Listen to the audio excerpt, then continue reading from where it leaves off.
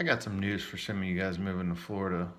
You know, I'll just, I'm going to share something with you right now to save your ass a trip. I've been born and raised here. I still live here. But I'm telling you right now, to save a trip, you know, it'd be very valuable for you to stay where you're at. Where you're at, it gets cold, and you stay up there and freeze your ass off. And let me tell you another thing. You guys gonna get here and be like, oh, it's expensive. You know what I'm saying? We have a cool ass governor. Bitch don't give a fuck. But you're fleeing that state you're in because you have some bitch made, stupid ass governor. You know what I'm saying? And besides, I'm gonna laugh my ass off when you guys some of you that do come here, because this ain't no motivational speech. I'm just trying to give you advice. You know what I mean?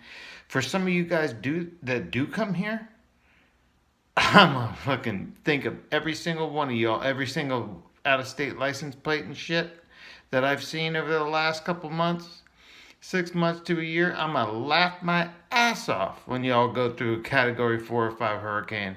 Because let me share something with you.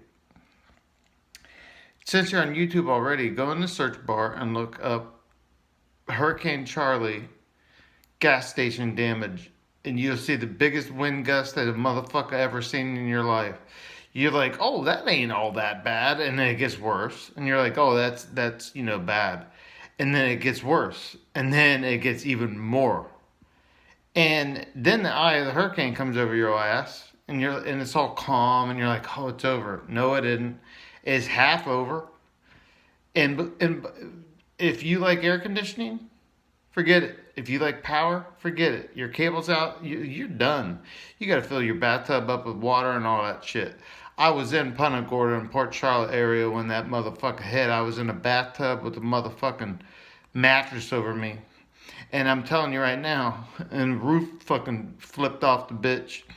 You have to buy a house if you're gonna buy one, or apartment, wherever you're gonna get. You're gonna need wind mitigation and inspection. Hey, I'm just saying for those of you who wanna, I, you're gonna see some nasty ass shit come hurricane season. And by the way, for those dreamers that want to go to Disneyland or Disney World or Universal Studios and shit.